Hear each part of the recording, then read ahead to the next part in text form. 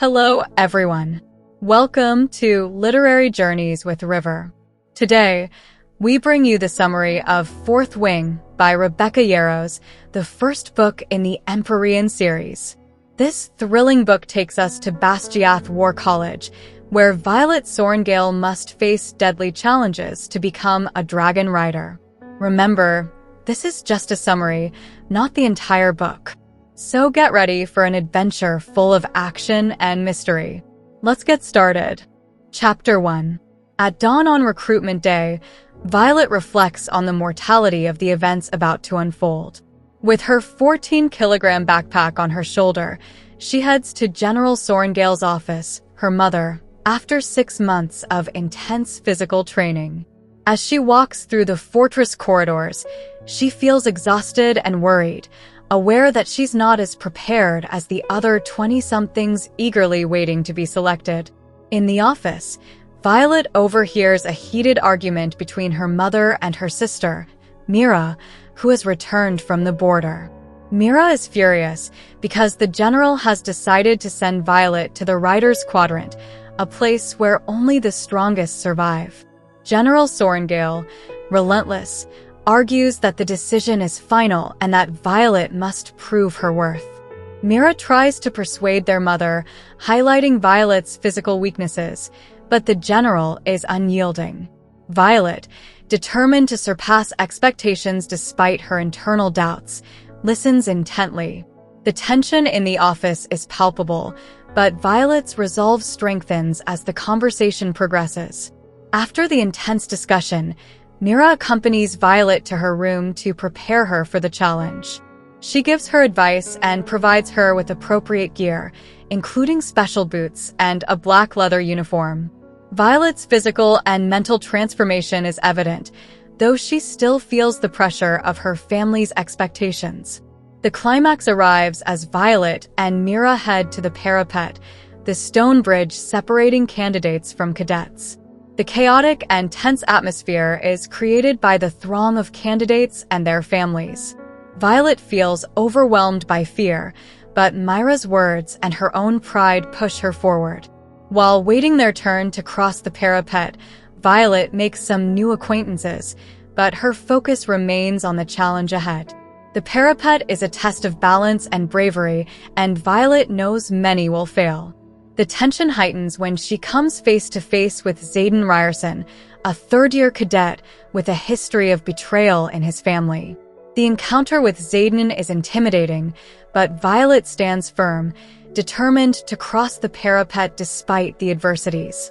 The rain and wind increase the difficulty of the challenge, but Violet is resolved not to be overcome by fear or Zayden's disparaging comments.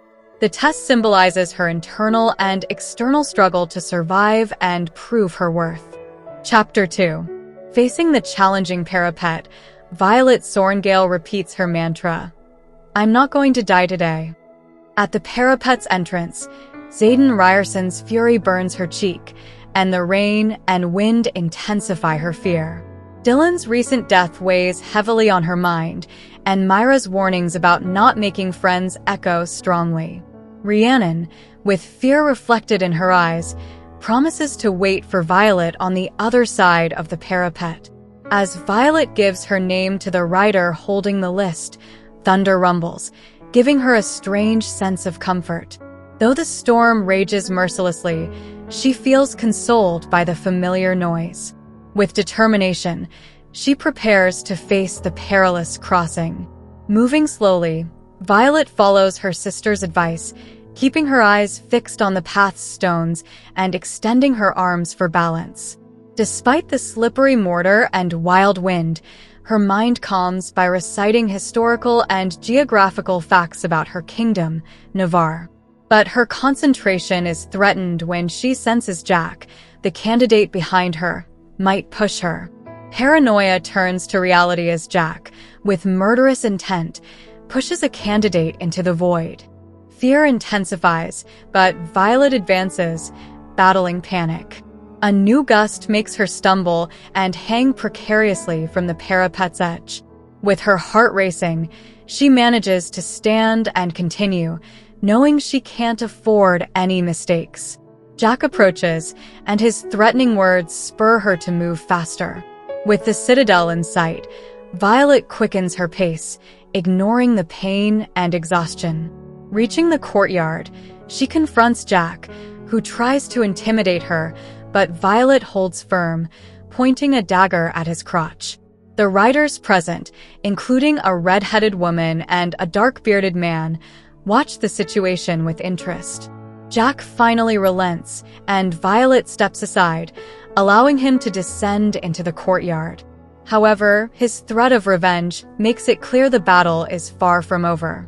Violet knows she must be prepared to face more challenges and dangers in the future, but for now, she has crossed the parapet and survived the first major obstacle on her path to becoming a rider.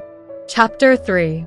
After a tense confrontation with Jack, Violet realizes she has many potential enemies, but her survival instinct drives her forward. While her mind processes the recent events, the day's intensity does not wane. Jack leaves her to join the crowd of cadets in the Citadel courtyard, while Violet deals with the pain in her injured knee and the fear of being discovered. The rain begins to calm, allowing Violet to regain her composure. However, the pain in her knee persists, and she seeks to bandage it before anyone notices her weakness. A red-headed cadet with a crossbow warns her that Jack is a dangerous enemy. Violet nods, knowing she must stay more alert. Rhiannon reunites with Violet, genuinely grateful for the help received on the parapet. Together, they observe the cadets and riders in the courtyard. Rhiannon comments on the cadets' different styles, and Violet, limping, lets herself be guided into the crowd. Nausea and trembling threaten to reveal her condition, but she tries to remain calm. Suddenly, Dane Edos, an old friend and now a second-year rider, appears. Dane helps Violet move away from the crowd, taking her to a safer place where she can recover. The surprise and excitement of reuniting after so long are evident, but so is Dane's concern for Violet's presence in the Riders Quadrant. Dane takes Violet to his room in the second-year wing, where she can bandage her knee. During the process, they have a tense conversation about Violet's decision to join the Riders. Dane is clearly worried about Violet's safety and doesn't believe she can survive in that environment. However, Violet is determined to continue despite the risks and the odds against her.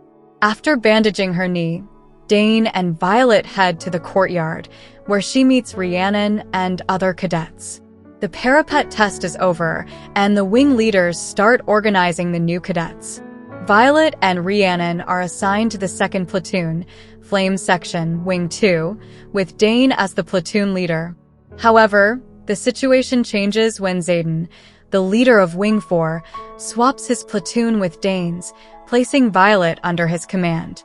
Xaden Ryerson, with his imposing presence and calculating gaze, becomes an intimidating figure for Violet. He reminds the cadets that although they have survived the parapet, the hardest part is yet to come. Dragons, majestic and lethal creatures, make their appearance, demonstrating their power and making it clear they will not tolerate weakness. The tension in the courtyard is palpable as the dragons land and a cadet flees only to be incinerated. Violet watches with contained terror, reaffirming her mantra to survive. Xaden's final warning about how the dragons see them as prey reinforces the gravity of their situation. Violet knows she must stay strong and determined if she wants to survive in the Riders Quadrant. Chapter 4. The Riders Quadrant awakens with the reading of the fallen names, a somber ceremony highlighting the brutal reality of their training. Captain Fitzgibbons, accompanied by scribes, reads the names as the cadets stand in formation. Violet, in her black uniform with a silver star at the collar, feels the pressure to survive in an environment where death is commonplace. The list of the dead includes Dylan, and Violet, despite her injuries, struggles to maintain composure and not show weakness. Dane, Violet's platoon leader, acts indifferently towards her in front of the other cadets, though his concern for his friend is evident. Dane's voice resonates as he instructs the first-year cadets, who are just beginning to understand the gravity of their situation. The tension is palpable, and the impending combat training in the gym looms as a severe test.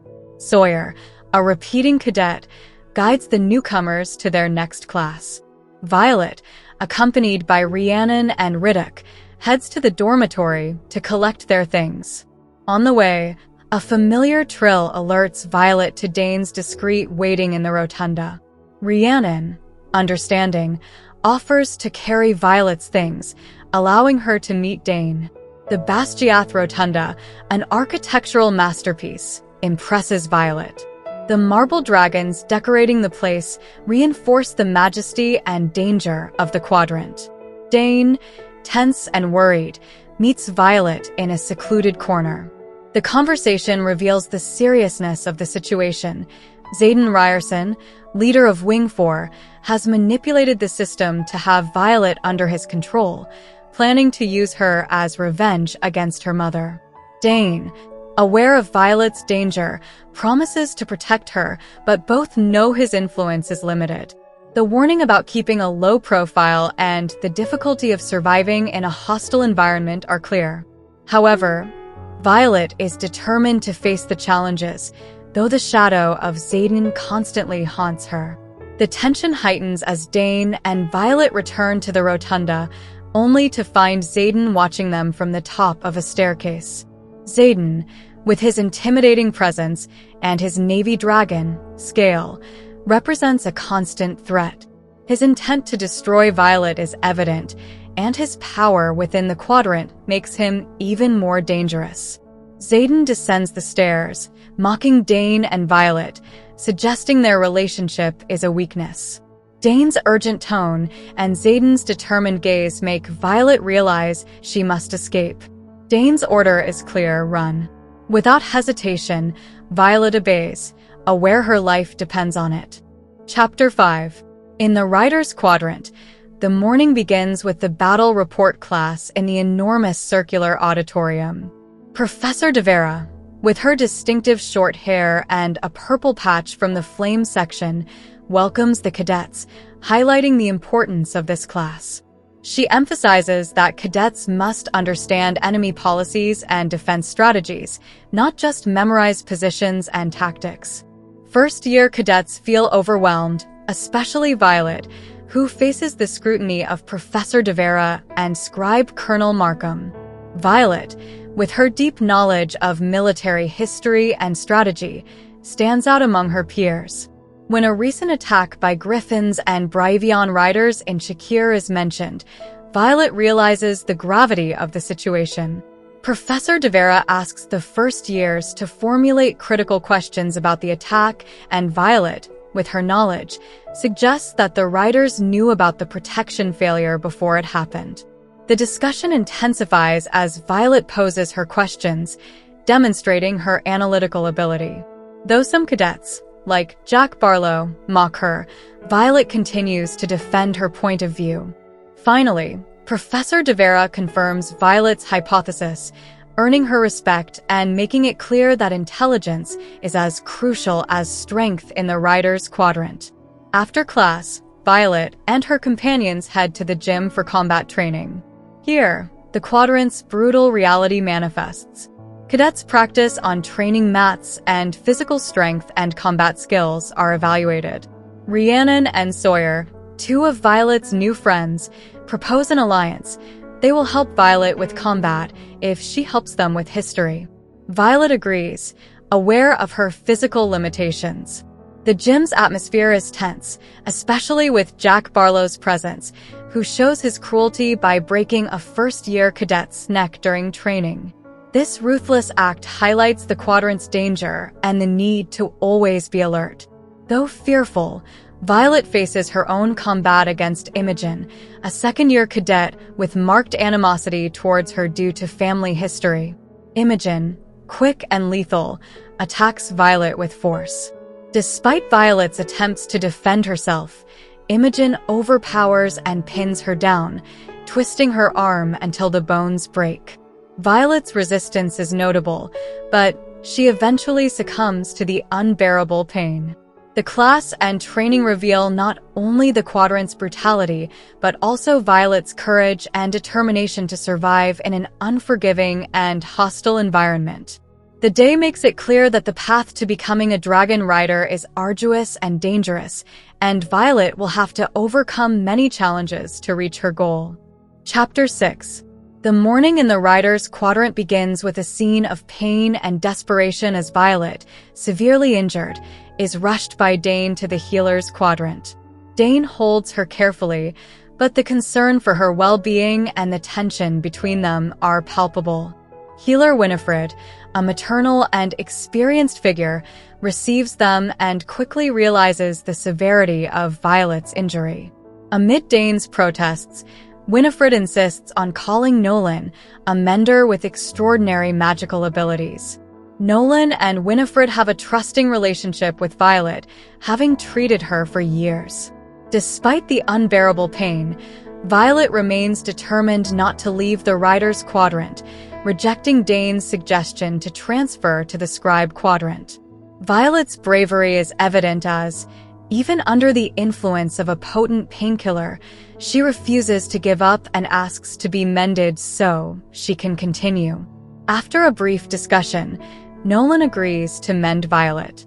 The pain's intensity causes Violet to lose consciousness during the process. When she awakens, she finds herself back in the barracks, with her arm in a sling, facing her companions' gazes, who see her condition as a sign of weakness. However, Violet remains steadfast, determined to prove her worth. Rhiannon, one of her new friends, shows unconditional support, promising to help Violet overcome physical difficulties while Violet offers her help with history studies. This act of solidarity highlights the importance of alliances in such a hostile environment.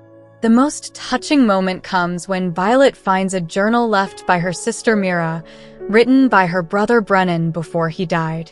This journal, full of advice and strategies, offers Violet new hope and a guide to surviving in the Riders Quadrant. Through her brother's words, Violet realizes she has a strategic advantage, the ability to anticipate the challenges she will face.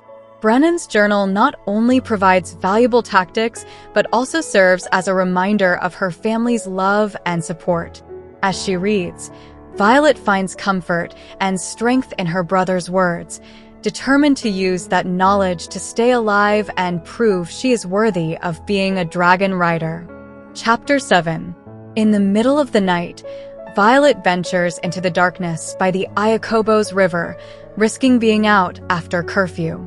Wrapped in a cloak to stay hidden, she feels the weight of her mission as she struggles to maintain balance between the tall grass and stones.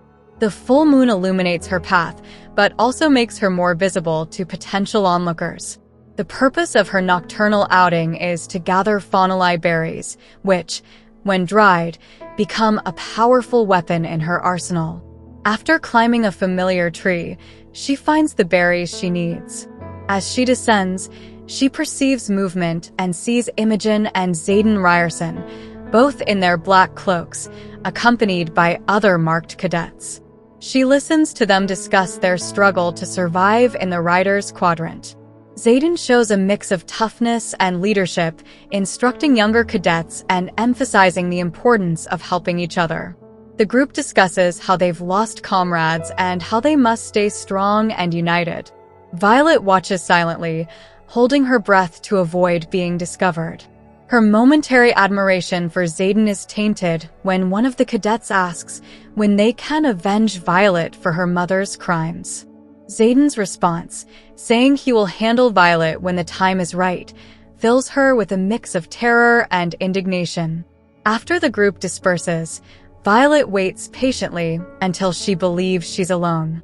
But when she descends from the tree, Xaden catches her, revealing his ability to control shadows. Though the threat of death is imminent, Violet faces him bravely, throwing daggers that narrowly miss, embedding in the tree behind him. Xaden, impressed by her courage, returns the daggers to Violet and asks if she plans to report their meeting. Violet, sincerely, assures him she won't, considering the meeting not dangerous. Surprised by her response, Xaden decides to let her go, suggesting she might owe him a favor if she keeps her word. Confused but relieved, Violet watches Xaden walk away, reflecting on the strangeness of the situation. Despite the tension, she feels a small victory in having obtained the Faunali berries and surviving an encounter with her most feared enemy. Chapter 8. The day begins quietly in the women's dormitory. As Violet dresses, she notices Rhiannon's absence, who apparently enjoyed the night with Tara. Dane, as usual, waits outside to accompany her to the kitchen. Though he worries about her safety and wishes to see her out of Basgiath, Violet insists she can handle herself. Violet's first activity is preparing breakfast, using the opportunity to discreetly mix Faunali berry powder into the scrambled eggs of her first combat challenge opponent, Oren Seifert. This demonstrates Violet's cunning and preparation, facing her challenges not only with physical skill but also with ingenuity. The next class is about dragons, taught by Professor Kaori, an illusionist who can project realistic images of dragons. This ability makes the class one of Violet's favorites. They focus on the characteristics and temperaments of different dragons, crucial for the gauntlet. The information about blue dragons and the impressive scale, bonded to Xaden, is particularly intimidating. During class, a legendary black dragon is mentioned, which hasn't bonded since the Tirish Rebellion. The class also discusses the dangerous seal of the previous rider of this dragon, who tried to use its power to resurrect Dragon Sorrengail, Violet's brother, and died in the attempt. The revelation of this sacrifice and Violet's personal connection to the event adds an emotional layer to the lesson. Violet's nervousness grows as she prepares for her first combat challenge. Despite Dane's attempts to protect her and the cadets' pressure, considering her a burden, Violet is determined to prove her worth. Oren Seifert, her opponent, is affected by the Faunali berry poison, weakening him and allowing Violet to win the fight. Despite her victory, Dane's disgust at her combat methods highlights the tension between their approaches to surviving Basgiath. As weeks pass, Violet continues using her knowledge of herbs and poisons to secure her victories in combat challenges, facing opponents weakened by her preparations.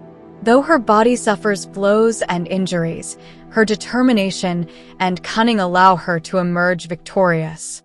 However, everything changes when Rayma Corey, her opponent of the week, is unable to present herself for the fight. To Violet's surprise and horror, Xaden Ryerson volunteers as a replacement.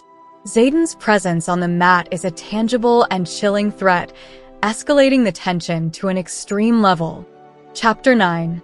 Violet is in a real predicament. Xaden Ryerson, with his imposing presence and dark relics from the rebellion, approaches the mat to face her. Her heart pounds, feeling that her end is near. Professor Emeterio enthusiastically announces that everyone will witness a spectacle, only increasing her anxiety. Xaden, with a superior smile, begins to disarm, handing his weapons to Imogen. Violet, aware of the combat's inequality, throws her first dagger, which Xaden catches easily. From there, he repeatedly disarms and subdues her, demonstrating his overwhelming skill and strength. Despite the humiliation, Violet keeps fighting, trying to learn from each move and mistake. In a moment of desperation, she lands a kick that manages to bring him down, but Xaden quickly subdues her again, this time trapping her in a close and intimidating hold, making her feel a mix of fear and attraction. Though he could end her at any moment, he gives her lessons on how to attack vulnerable points in the body, showing her that large movements are a mistake for someone her size. The combat ends with Xaden letting her go after teaching her valuable lessons. Violet retrieves her daggers, feeling both relief and confusion at Xaden's attitude, who had multiple opportunities to kill her and didn't. Dane, relieved that she survived, takes her to her room to help with the accumulated pain and tension. During the night, Dane reveals he spoke with Colonel Markham, who is willing to accept her into the Scribe Quadrant to keep her safe. Violet feels betrayed and angry, interpreting that Dane doesn't believe in her ability to survive in the Riders Quadrant. The tension between them rises as they argue about her safety and Xaden's intentions. Dane asks her to consider the offer for her own good and his, as he couldn't bear to see her die. Overwhelmed by emotions, Violet finally promises to think about it, though she knows deep down she doesn't want to abandon the challenge she has taken on. Chapter 10. Violet and her platoon companions stand before the gauntlet, an imposing obstacle course carved into the side of a cliff, looking more like a death trap than a training challenge.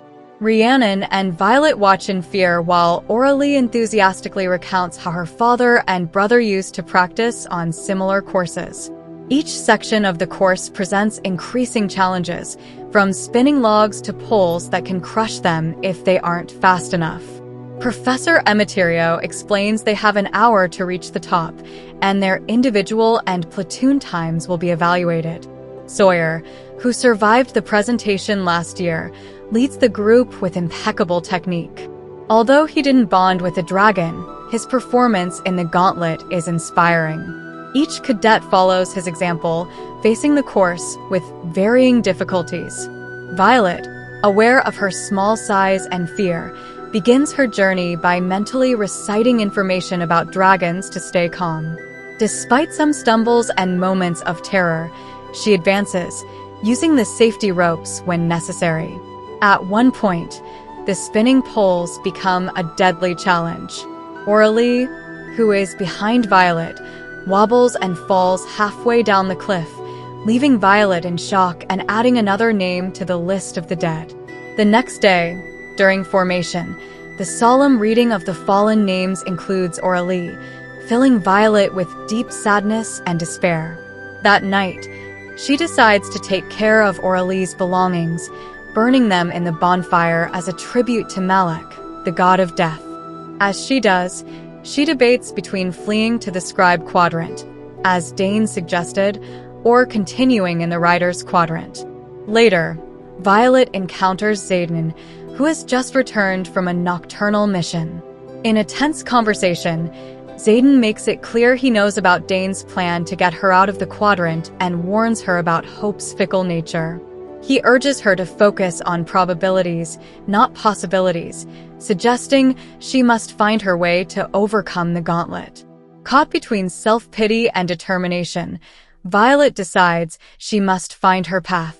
Xaden's words challenge her to stop lamenting and face the reality of her situation, accepting that death is a constant in her life, but what matters is what she does afterward. Chapter 11. The following practice sessions in the gauntlet were no more successful for Violet than the first. Despite their attempts, neither she nor Tynan managed to reach the top, each facing their own obstacles. For Violet, the chimney became her worst enemy. In the 9th and penultimate session, Violet was on the verge of despair, considering the possibility of fleeing to the Scribe's Quadrant. Logic and safety pointed in that direction, but something inside her held her back. The uncertainty of never knowing if she was good enough for the Riders Quadrant weighed more than the fear of not surviving. Presentation day dawned cloudy and solemn, with the list of fallen cadets growing as Captain Fitzgibbons read the names. The gauntlet, with its increasingly difficult series of obstacles, was designed to eliminate the weak, and the risk of death was high. Rhiannon and Violet discussed strategies for overcoming the chimney, the obstacle that had frustrated Violet at every attempt. Sawyer, the experienced cadet, offered them some advice, but the challenge remained overwhelming. As the platoon prepared to face the gauntlet, Violet felt the pressure and expectation in the air. Finally, it was their platoon's turn. Dane, worried about Violet, begged her to reconsider her decision to face the gauntlet, but she stood firm. With determination and a rudimentary plan in mind, Violet began her ascent. The first 3 climbs were difficult, but she managed to overcome them without using the safety ropes. When she reached the chimney, she used a rope to climb, ignoring the comments and looks from the other cadets. Though the task was exhausting and painful, she reached the top, surprising everyone. She faced the final climb with a dagger she had brought from home, using it to propel herself up the nearly vertical ramp. Against all odds, she reached the top, defying the expectations of those who had underestimated her. Violet's victory was not well received by everyone. Amber Mavis, the leader of Wing 3, accused her of cheating, but Violet defended her strategy by citing the Riders' Code. Xaden backed Violet, which further infuriated Amber. Despite the pain and exhaustion, Violet had proven her worth once again. Violet joined her platoon with her hands destroyed, but her spirit intact. Rhiannon and Riddick congratulated her enthusiastically, and together they celebrated her success. Although the trials were not over, Violet had shown that she had the determination and cunning necessary to survive in the Riders Quadrant. Chapter 12. Presentation Day is like no other, full of possibilities and tensions. After the Gauntlet trials, Violet's platoon is ranked 11th among the 36 platoons for the presentation, a parade before the dragons seeking a bond. Anxiety grips Violet, who fears walking so close to these powerful beings. Liam Mary is the cadet who climbed the gauntlet the fastest, earning the coveted gauntlet patch. Meanwhile, Violet feels relieved not to have been the slowest, but the morning's excitement gives way to fear as the presentation approaches. The semi-enclosed canyon of the training field looks spectacular under the afternoon sun. The dragons, averaging 7.5 meters tall, are lined up in formation, ready to judge the cadets. Garrick, with his characteristic severity, reminds them of the rules. Keep a 2-meter distance between them and do not approach the dragons. Any infraction could be deadly. Violet's platoon advances in a line. Tynan and Rhiannon maintain a nervous and sarcastic conversation, while Violet tries to calm herself. They pass in front of several dragons of different colors and sizes, each more intimidating than the last.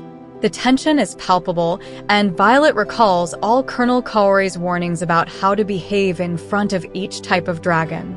In a moment of tension, a red dragon exhales fire, incinerating Pryor, one of Violet's platoon mates. Horror and fear grip the cadets, but they must continue.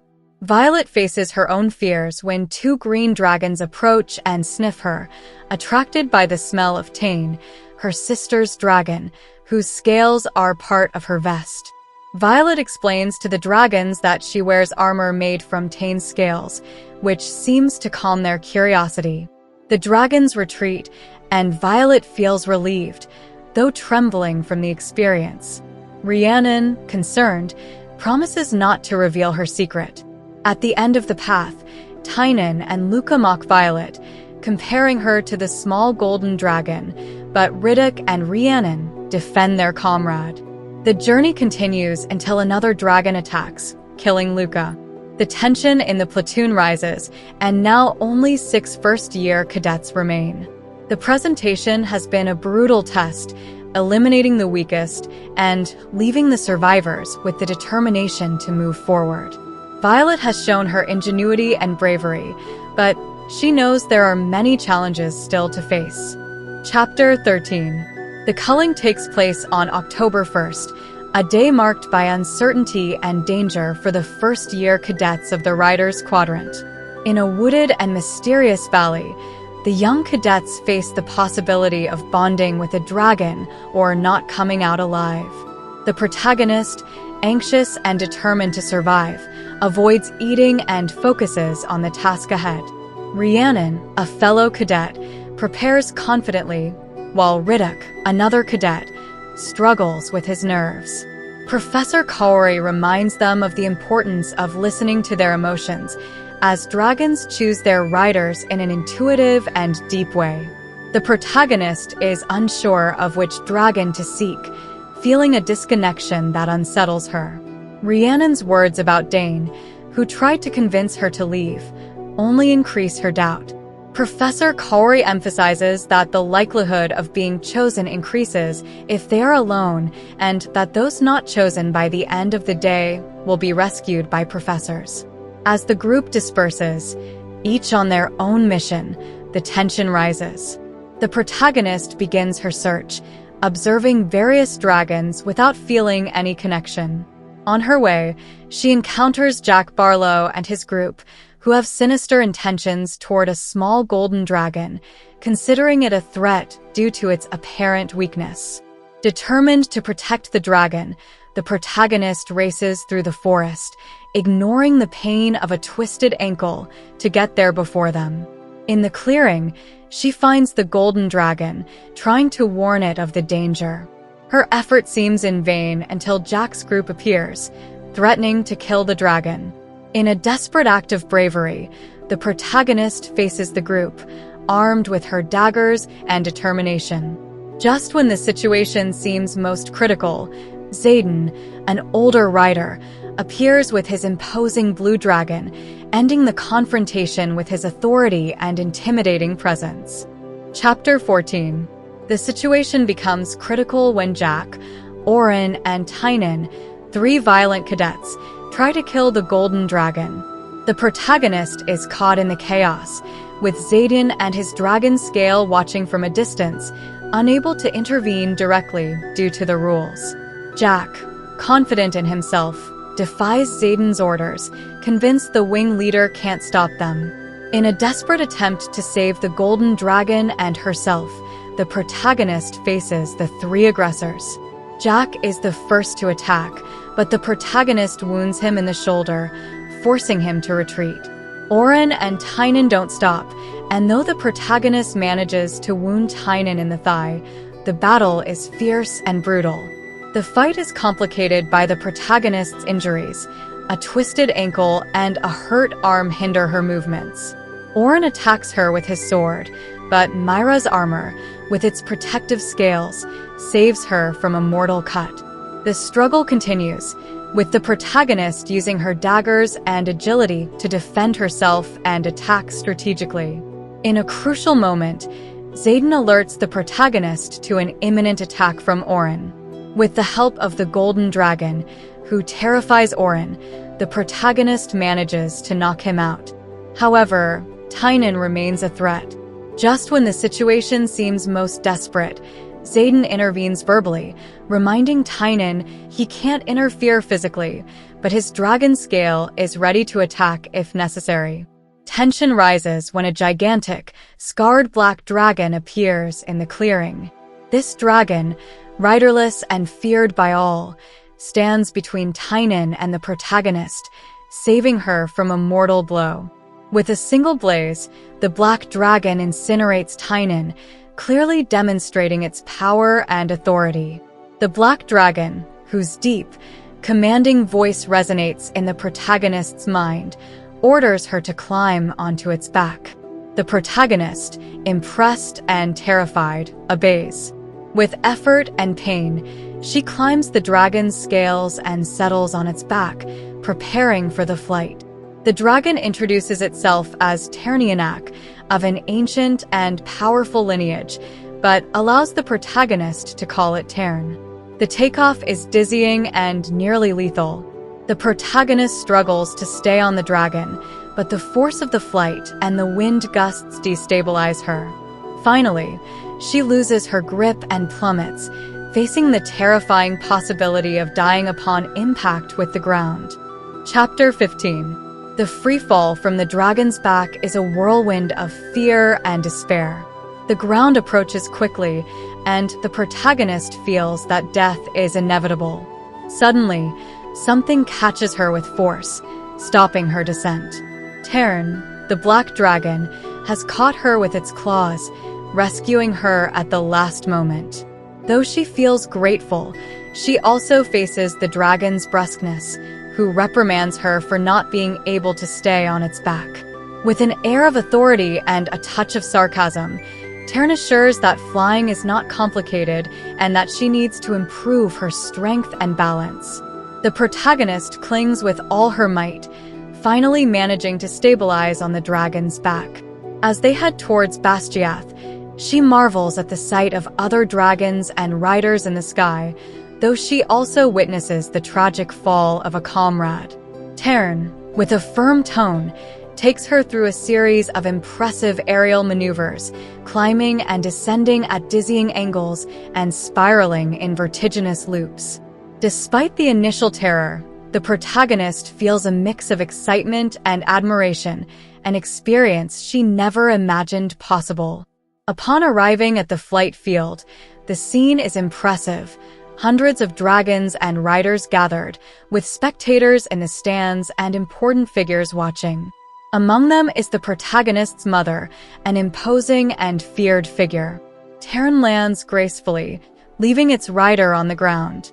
Despite the pain in her ankle, the protagonist advances towards the red-haired woman holding the list of riders and dragons, aware that all eyes are on her and her impressive black dragon. With determination, the protagonist declares her dragon's name, Ternianak, causing astonishment among those present. But the surprise doesn't end there. The golden dragon, who has followed Taryn faithfully, presents itself as Andarnorum, revealing that it has also chosen the protagonist. This double bond is unprecedented and causes a stir among the spectators and officials. The flight field fills with murmurs and exclamations as the news spreads. The protagonist, though overwhelmed, feels powerful and proud, knowing she has achieved something extraordinary. With Taryn and Andarna by her side, she is ready to face any challenge, aware that she will never be alone again. Chapter 16. The general's shouts echo in the field, and the injured riders recover in a small makeshift medical station. The protagonist, still in disbelief at having been chosen by two dragons, watches Jack, whose shoulder is being treated a few meters away. The tension is palpable, and the pain of her own wounds is muted by pain medicine. Professor Kaori, with concern in his eyes, bandages her sprained ankle while asking how she feels. The protagonist assures him that, though it hurts, she is determined not to show weakness. Her thoughts are on her friends, fearing for their safety. The news that Trina and Tynan didn't achieve a bond and that Tynan had died hits her hard. A confrontation with Jack unfolds, where the protagonist remains firm and defiant. Professor Kaori intervenes, reminding Jack of the strength of the dragon Taryn and warning that any aggression would be dangerous. Jack, however, cannot hide his envy and fear. While the generals continue their discussion, Professor Kaori reveals that she is the first to have two dragons and that the decision about her bond will not be made by humans, but by the dragons. The arrival of more dragons interrupts the tension, and Professor Kaori encourages her to reunite with her dragons, Taryn and Andarna. The leader of all dragons, Kodaf, makes an imposing entrance, gathering the dragons for deliberation. The protagonist, filled with anxiety, meets her friends and discovers that Rhiannon, Riddick, and Sawyer have achieved successful bonds. Joy mixes with sadness upon learning that Trina didn't succeed and that Tynan has died. Dane, with concern and urgency, takes the protagonist to a secluded place, revealing that she will have to choose between Taryn and Andarna, suggesting she choose the golden dragon for safety. The protagonist, conflicted, rejects the idea of choosing, defending her right to have both bonds. A verbal confrontation between Dane and Xaden reveals the complexity of their relationships and the tensions that exist. Xaden, despite his coldness and severity, has acted to protect the protagonist, further complicating her feelings and their dynamic. The dragons return, and a line forms to receive the decision. General Melgren announces that, although unusual, the dragon's decision to choose the protagonist will be respected. The The crowd murmurs, but the protagonist feels overwhelming relief. After the ceremony, the protagonist discovers a mark on her back, a symbol of her bond with both dragons, recognizing her special place among the riders.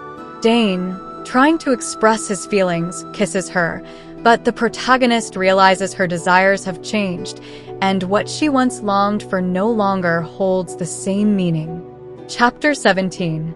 After 2 months in the bustling barracks, having her own room feels strange and almost luxurious for the protagonist. Limping down the hallway, she encounters Sawyer leaving Rhiannon's room, clearly uncomfortable and blushing. Shortly after, a couple from Wing 2 also exits, and the protagonist smiles as she tests her sprained ankle. Rhiannon comes out, and they both comment on the changes after the culling. Now, those who didn't find a bond will handle the less desirable tasks, and though this may generate resentment, it will allow them to focus on flight classes. They walk together down the corridor, laughing and talking about the previous night's celebrations, with Rhiannon teasingly asking why the protagonist didn't celebrate with anyone. In the meeting room, Riddick joins them, full of enthusiasm for his new status as a rider. As they eat breakfast, they notice changes in the social hierarchy. Oren, one of those who didn't get a bond, serves them food with palpable hatred. The protagonist, fearing possible poisoning, opts for fresh fruit. The group is surprised to see Jack Barlow being expelled from several tables, his status diminished by not having an impressive dragon. The tension and changes in social dynamics are evident. Imogen, a second-year cadet, joins their table and comments on the protagonist's newfound power from bonding with Tern, the most powerful dragon in the quadrant. This explains why several cadets now show her respect and fear. On the flight field, the new riders prepare for their first aerial maneuvers. The flight gear is functional, without personal insignia, and the protagonist feels the weight of other riders and dragons' gazes on her and Tern. Kaori, their instructor, reminds them of the fragility of the initial bond and the fierce competition for dragons. During the flight, Tern offers help to keep her in the saddle, but she insists on learning to do it alone, resulting in multiple falls. Each fall fills her with determination and pain, but Tern always catches her before she gets seriously hurt. Later, in the fighting gym, the protagonist meets Dane, who shows concern for her well-being. The tension between them is palpable, with Dane trying to explain his actions and feelings, but the protagonist feels his motives are more political than personal. Imogen, responsible for her training, challenges her to strengthen her muscles, starting with thigh exercises. The day ends with the protagonist facing her physical and mental limitations, determined to overcome the difficulties and prove her worth as a rider. Chapter 18.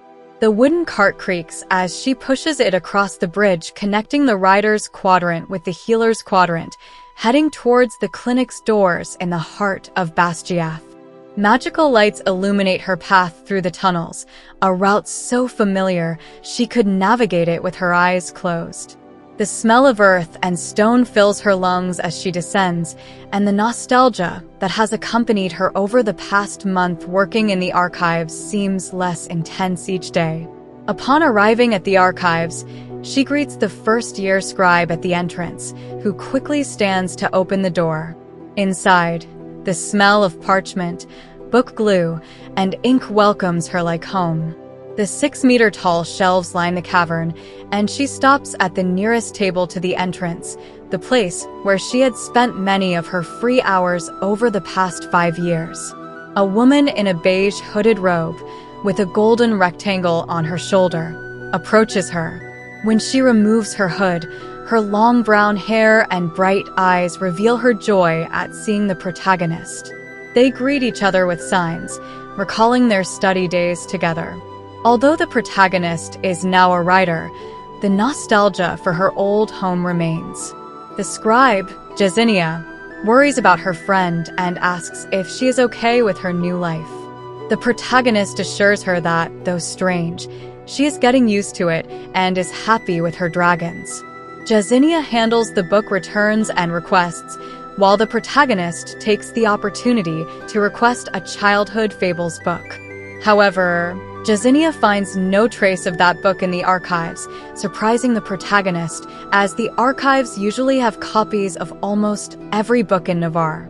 Professor Markham appears with a group of first-year scribes, reminding them how the protagonist was his best student before transferring to the Riders Quadrant.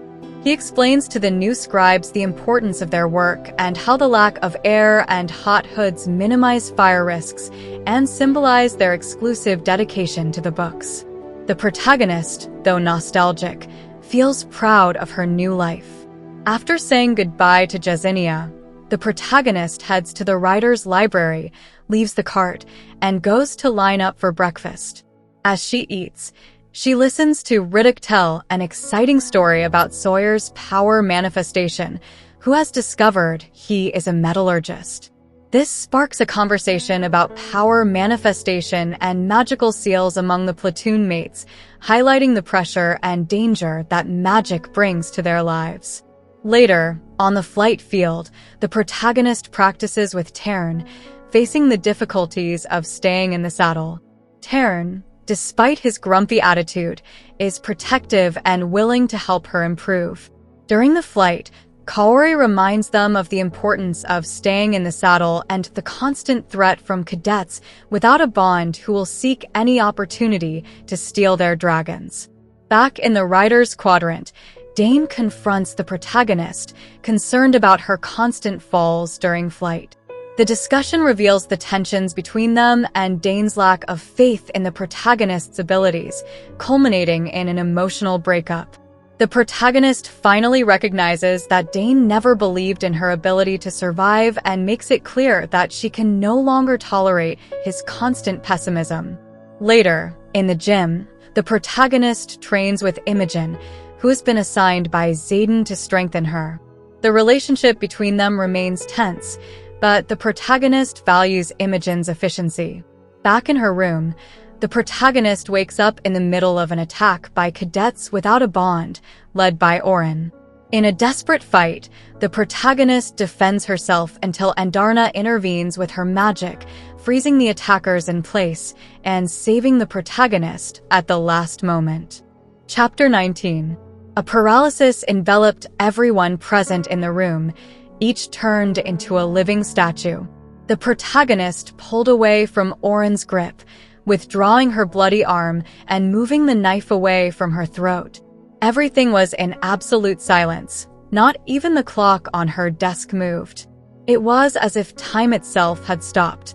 Andarna, with a weak voice, urged the protagonist to move quickly, as she couldn't maintain the paralysis state for long. The protagonist, in a deep and spectral silence, began to maneuver among the frozen bodies.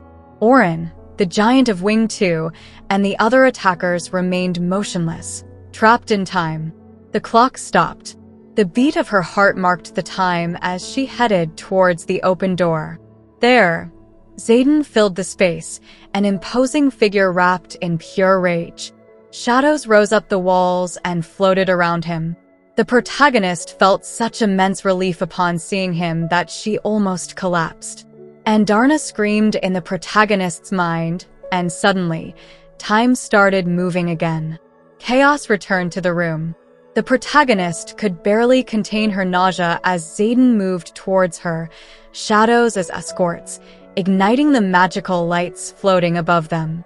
Xaden, with a disturbingly calm voice, declared that all the attackers were dead.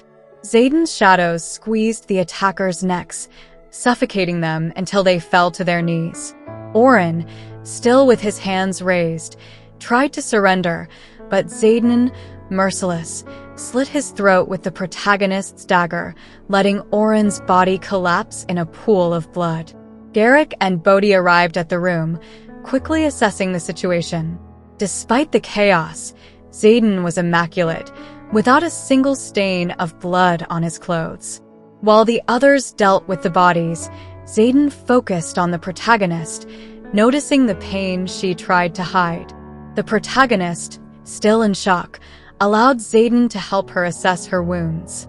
He skillfully loosened the corset, revealing a large bruise on her ribs, but no broken bones. After ensuring she could move, Xaden put on her boots and cape, treating her with unexpected delicacy. With Xaden holding her hand, the protagonist let herself be led through the dimly lit hallways, passing closed doors and stairs, until they reached a hidden cellar. Xaden revealed a secret tunnel, illuminating it with magical light. As they walked, the protagonist, dealing with pain and exhaustion, tried to keep up with Xaden, who adjusted his pace to accompany her.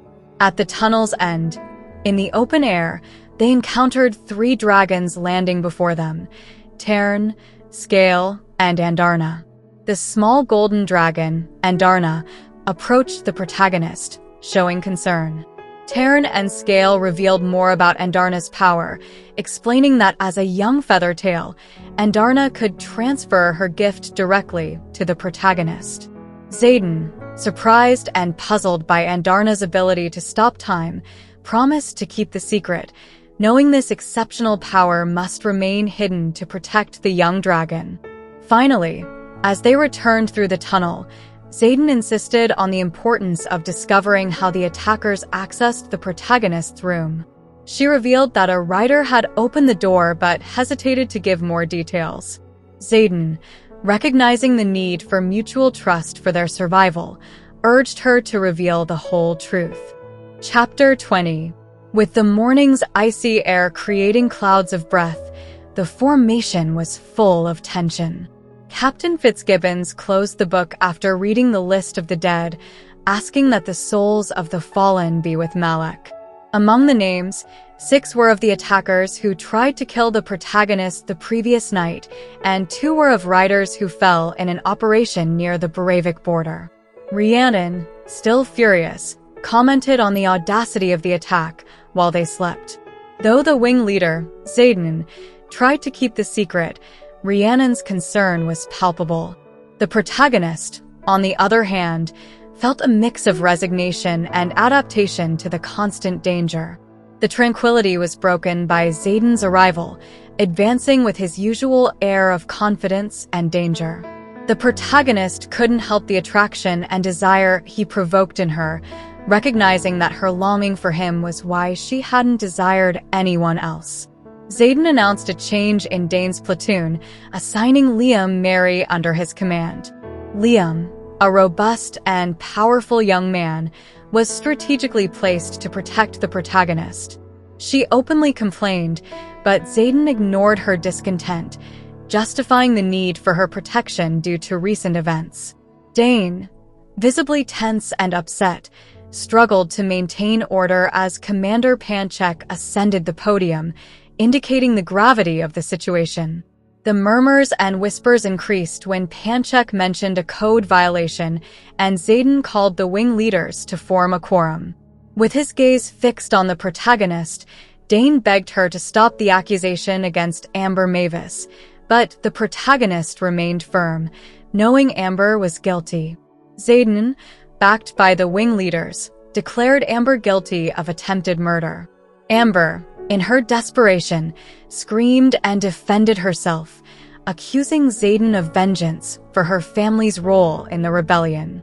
The formation remained in absolute silence as the dragons arrived, including Tern, who took his central place with an imposing presence. The protagonist, caught in a mix of desperation and responsibility, asked Tern to share his memories to prove Amber's guilt. The revelation of Amber's betrayal was confirmed, and the execution sentence was pronounced. Tern, with a burst of scorching fire, ended Amber's life in an instant. The heartbreaking cry of Clade, Amber's dragon, resonated in the air, breaking the silence and filling the atmosphere with overwhelming sadness. The protagonist, feeling responsible and devastated by the outcome, understood the harsh reality of justice in her world, where mercy did not always have a place. Chapter 21. The protagonist walked with Liam towards the archive door, commenting on the unnecessary nature of his constant presence. Despite her initial resistance, she admitted to herself that Liam was pleasant, funny, and helpful. As they progressed, she noticed the hostility towards the marked, reflected in Cadet Pearson's behavior. Inside the archives, the protagonist whispered to Liam, asking how he endured the bad attitude of others without reacting. Liam, playfully, reminded her that she was also mean to him. Nevertheless, the conversation soon turned serious when Liam mentioned his dishonored father and his mother's execution. The protagonist realized the pain and injustice Liam had endured, better understanding the reality of the traitor's children. Liam shared that he and Xaden had been sent to foster homes after the rebellion, revealing how they had been separated from their families. The protagonist, incredulous and compassionate, listened to the story of how the children were forced to join the Rider Quadrant. Liam explained that while it was difficult, their survival now depended on proving their loyalty to Navarre. The impact of these revelations left the protagonist shocked, realizing how much she didn't know about the marked ones' lives. Jazinia, a scribe, appeared with the requested books and a scroll for Professor Markham. The flirty interaction between Jazinia and Liam momentarily distracted the protagonist, but they soon returned to their task. As they left the archives, Liam changed the subject, sharing how Xaden taught him to fight, highlighting Xaden's loyalty to his friends. On the way to class, the protagonist felt the voracious hunger of Tarn, her dragon, and Liam joked about the synchronization of their feelings. Both shared the frustration of not being able to channel yet, knowing that relying on the dragon's gifts was something they had to learn to control. During the battle report class, the atmosphere was one of competition and camaraderie. The news of a special prize for the winners of the squad battle excited everyone, although the protagonist and her friends remained skeptical. The session took an unexpected turn when Professor Markham announced they would analyze the Battle of Navarre, a crucial historical event for Navarre's unification. The protagonist, along with Liam, was surprised to hear about a recent incursion in Simmerton, feeling there was more behind the information they had received. Despite the distractions, the protagonist focused on taking notes, reflecting on the current situation and the complexities of her reality. She understood that while history was important, the present battle was the most relevant for her and her friends' survival. Chapter 22. The sensation of power is intoxicating. Those who experience it for the first time become enveloped in seemingly infinite energy, desiring more. However, this power can easily turn against and control them. This passage sets the tone for a period where tensions and personal frustrations increase, especially for the protagonist. As November turns into December, the wait for answers from the superiors about the events in Simmerton prolongs, increasing the protagonist's frustration, who also struggles with her inability to channel energy, like most of her peers. This situation leads her to spend much time alone, reflecting and trying to understand what other information might be hidden from them. Tuesday nights are dedicated to hand-to-hand combat practice within each squad. Rhiannon, a fellow cadet, trains with the protagonist, who tries to maintain her concentration despite distractions. During practice, the protagonist reflects on recent deaths in her group and the difficulties she faces in mastering her abilities. Despite Rhiannon and Imogen's efforts to help her, the frustration of not being able to channel properly remains latent. The training takes place in a tense environment. The protagonist observes the dynamics between her peers, especially Dane's indifference towards her and Xaden's imposing presence, who, along with Garrick, commands silent respect among everyone. Liam, a companion who has always been by her side, is also there, carving a dragon and occasionally participating in the training. During a confrontation with Jack Barlow, an antagonist within the squad, the the protagonist receives support from Liam and Xaden, although she also faces criticism and provocations that challenge her to prove her worth. The situation escalates when Jack hints at his desire to attack her in the near future, intensifying the group's tension. Later, in the solitude of her room, the protagonist experiences a powerful surge of energy coursing through her body, announcing the start of her ability to channel. This energy, though initially overwhelming and painful, stabilizes, allowing her to feel a new latent power within her. Wanting to share this revelation with Rhiannon and Liam, the protagonist encounters a series of conflicting emotions and intense sensations that lead her to question her relationships and control over her own body. These feelings guide her out of her room to an unexpected encounter with Xaden.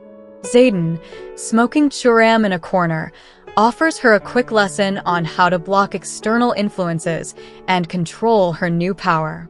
Through a mental process, the protagonist visualizes a safe place and manages to close the metaphorical door that allows the power to flow freely, establishing an effective mental barrier.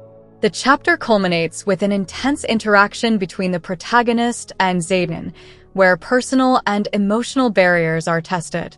Despite the palpable attraction, Xaden insists on maintaining control and refuses to advance in a moment of vulnerability. The protagonist, though initially disappointed, recognizes the wisdom in Xaden's words and retreats, prepared to face the new realities and challenges of her newly discovered power.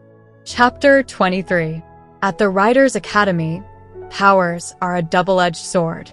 The uncontrolled manifestation of these powers has caused cadets' deaths in the past, and the instructor's concern is constant. The protagonist, relieved but still puzzled, talks to Rhiannon about recent events. She experienced channeling through Taryn for the first time and shared a passionate kiss with Xaden. Although confused about the implications of her actions, she confides in Rhiannon, who supports her and assures her that she should explore her feelings without regrets. Rhiannon, excited, shares that she has also discovered a new ability. She can make objects disappear and bring them back. This rare and powerful seal fills both friends with hope about Rhiannon's potential in the future. As they head to class, Liam hands the protagonist a carved figure of Taryn, showing his constant support and care. However, Liam's concern is evident when he discovers that the protagonist had separated from his sight without prior notice. In the classroom, the protagonist's attention is diverted to Xaden, who is in an intense discussion with other wing leaders.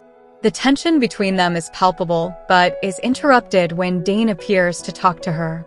Dane, after weeks of distance, finally confronts his mistakes, acknowledging that he didn't trust her when she needed it most. The conversation is tense but necessary, revealing the complexities of their relationships and the protagonist's need to be recognized as capable and strong. The day continues with a minor magic class taught by Professor Carr, who challenges her to demonstrate her abilities.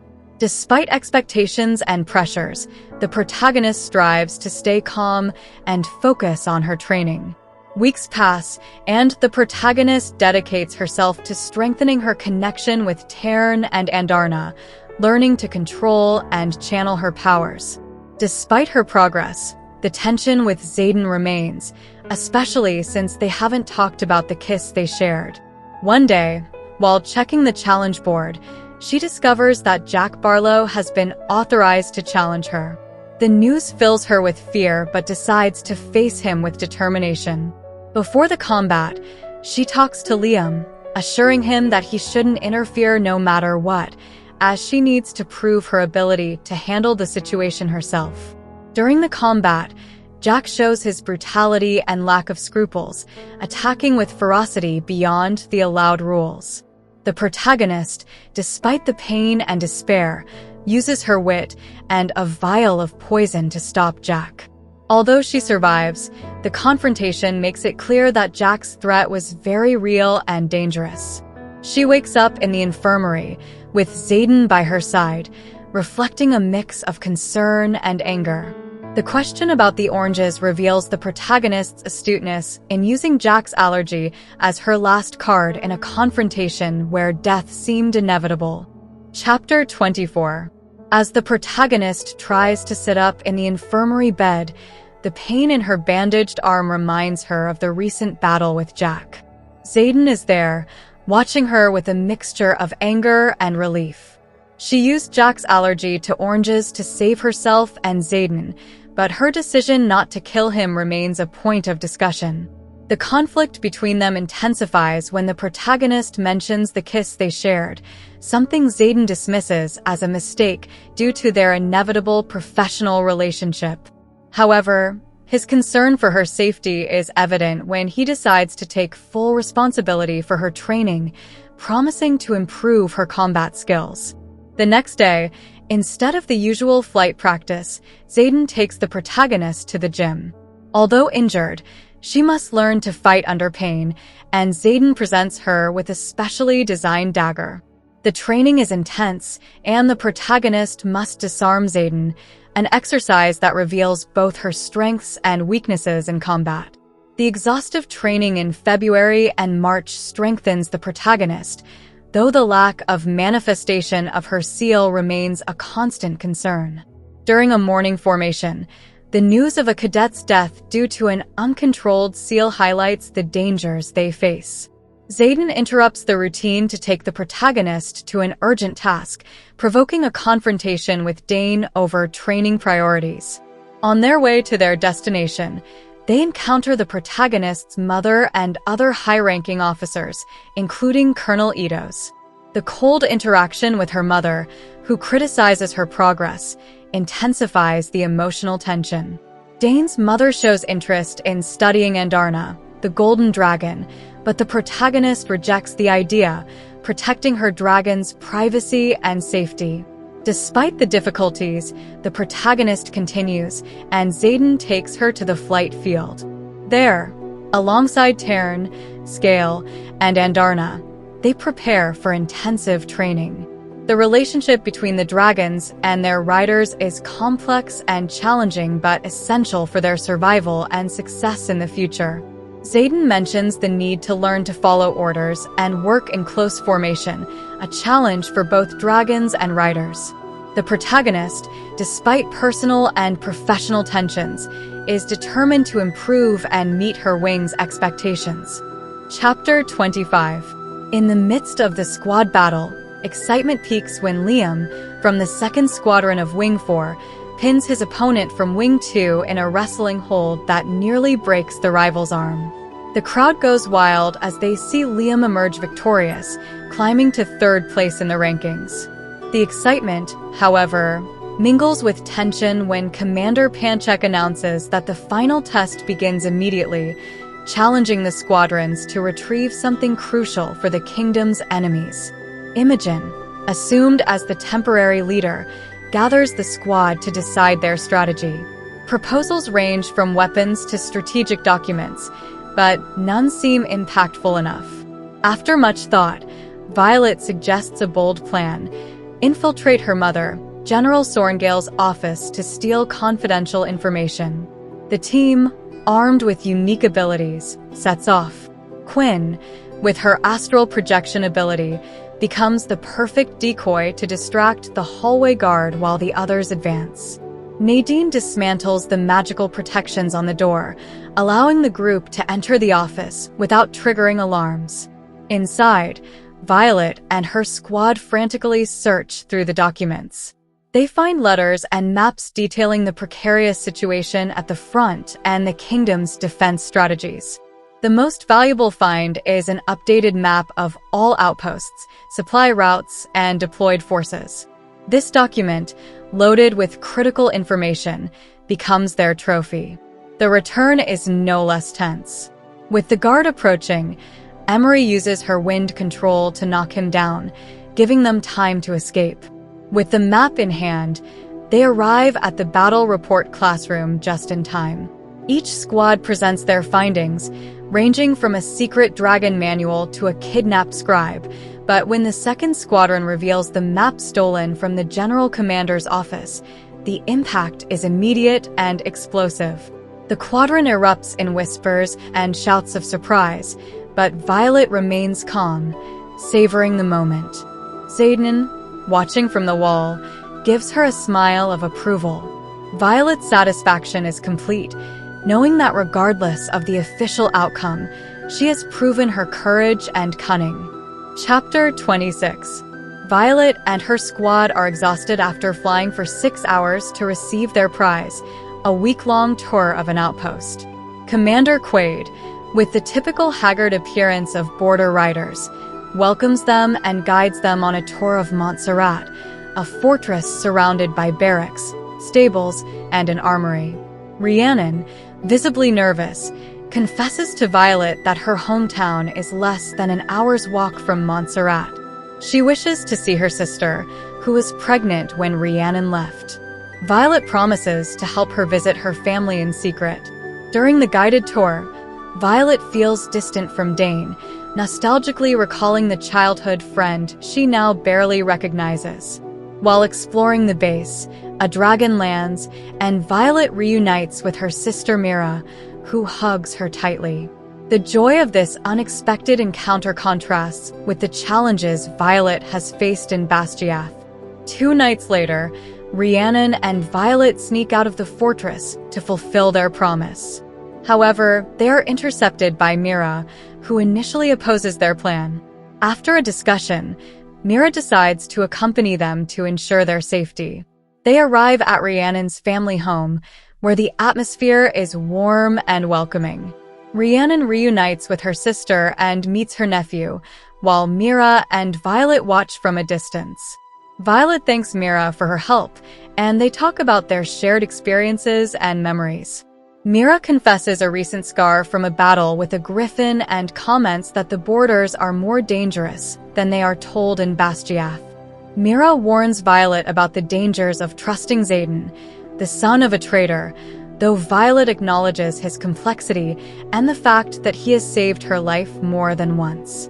They also talk about the importance of seals and the power they grant, recognizing that dragons and griffins are valuable guardians in their ongoing struggle. When it's time to leave, Violet and Mira step outside. Violet asks Mira about riders whose dragons are mates and how long they can be separated.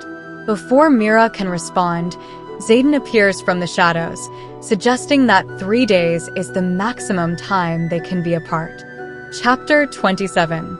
In Montserrat, the squad members are bored while Mira, Violet's sister, keeps them busy with theoretical and practical tasks. In the report hall, Dane and Xaden exchange hateful looks, while Mira, impatient, tests the cadets with a strategy exercise. The tension rises when Dane and Xaden argue over who should lead. Mira challenges Dane and the rest of the group to consider unforeseen events in combat situations, leading to a series of discussions about tactics.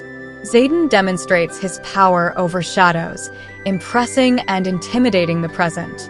Violet realizes she can communicate mentally with him, but it is disconcerting. The situation intensifies when Mira confronts Dane about his attitude towards Violet. Violet's older sister reprimands Dane for his behavior, urging him to fix things with Violet for the good of the squad. Dane commits to improving, but the relationship between the three remains tense. Suddenly, Taryn and Tane alert of an imminent griffin attack. Mira insists Violet must leave to stay safe. Violet resists, wanting to stay to protect her sister, but eventually yields to Mira and Xaden's insistence. As they prepare for evacuation, Xaden and Violet share an intense moment, kissing passionately before Taryn takes her to a safe place. Violet feels torn leaving her sister, but follows Xaden and Taryn's instructions. In the air, Violet watches Xaden and Scale as the griffins surround Montserrat. The situation is critical, and Violet faces the reality of war and the constant danger of her training and bond with the dragons. Chapter 28. Tensions rise in the Rider Quadrant as Violet, anxious, waits for news about her sister Mira. Xaden approaches with 2 cups of coffee, trying to ease the atmosphere, revealing he hasn't slept well for years. Violet, in her attempt to get to know Xaden better, discovers that he has been watching over her from the first day. The wait ends when Professor Markham assures them there were no casualties in Montserrat. Relief floods Violet, who retreats to the flight field, where she allows herself to break down and express her emotions with Tern. In the following days, Violet seizes every opportunity to get to know Xaden better, though her attempts don't always result in clear answers. The preparation for the war games is in full swing, and anxiety grows. The team receives instructions to protect a flag and attack Wing 1, which is defending a crystal egg. The flight field is full of dragons ready for battle, and Violet is surprised to see that Tern has a specially designed saddle for her. Despite her initial reluctance, Xaden convinces her to use it, emphasizing her safety is paramount.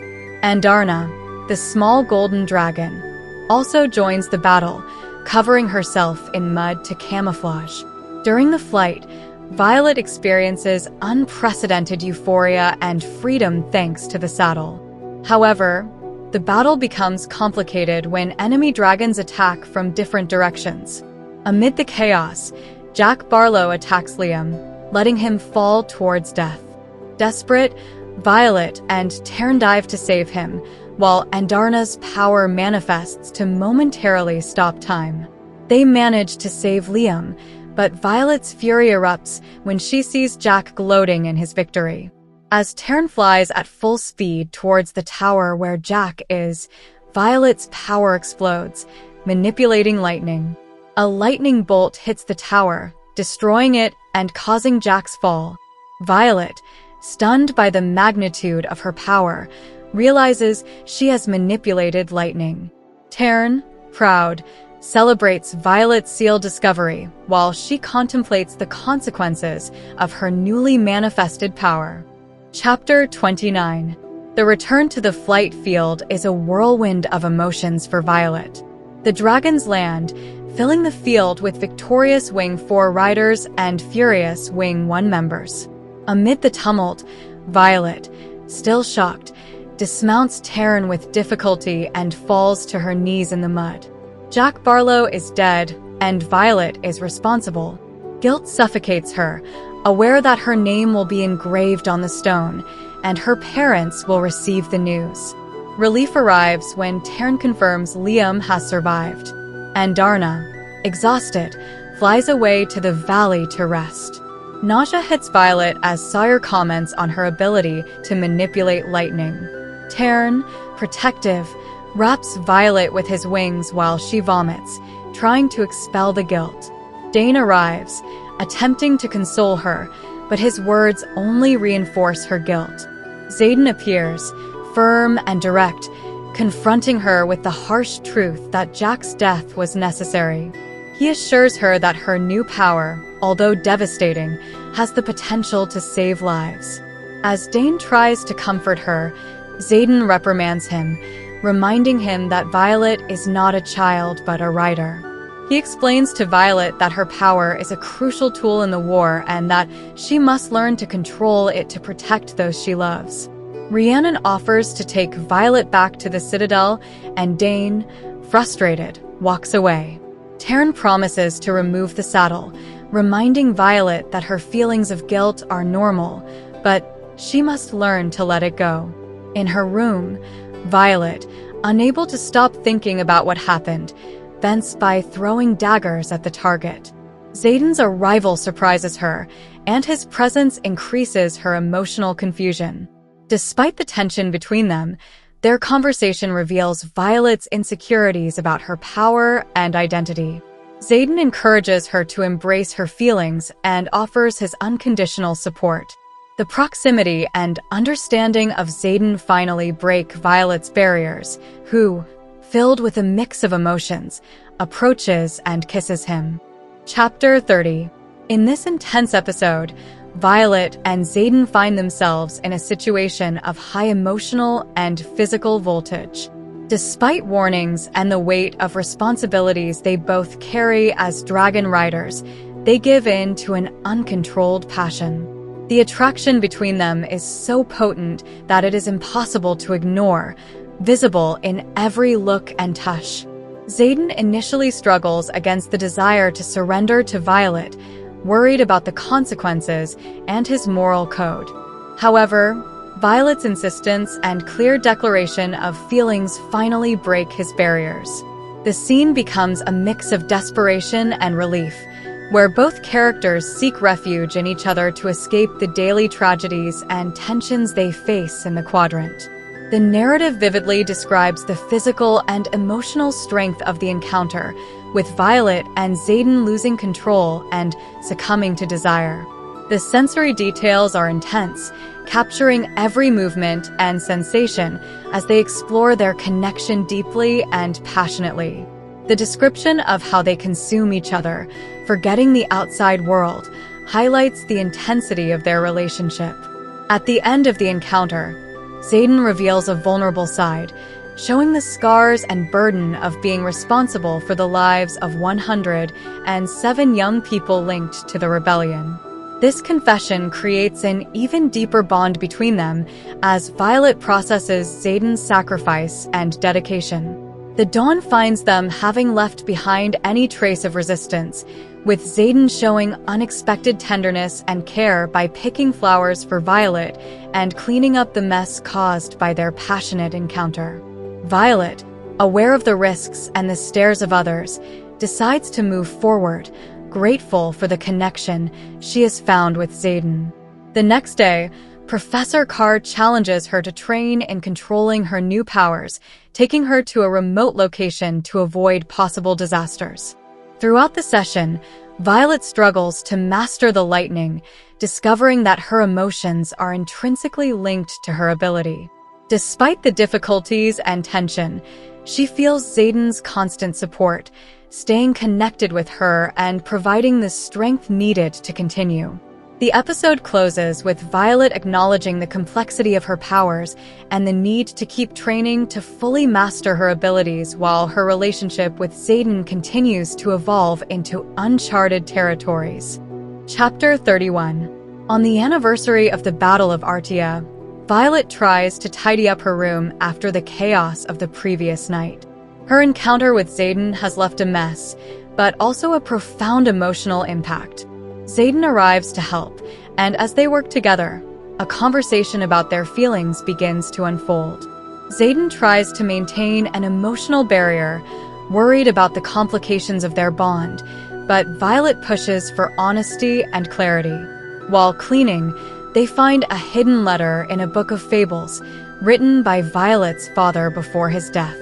The letter is cryptic, speaking about the importance of folklore and history, suggesting that a desperate generation might change or erase history.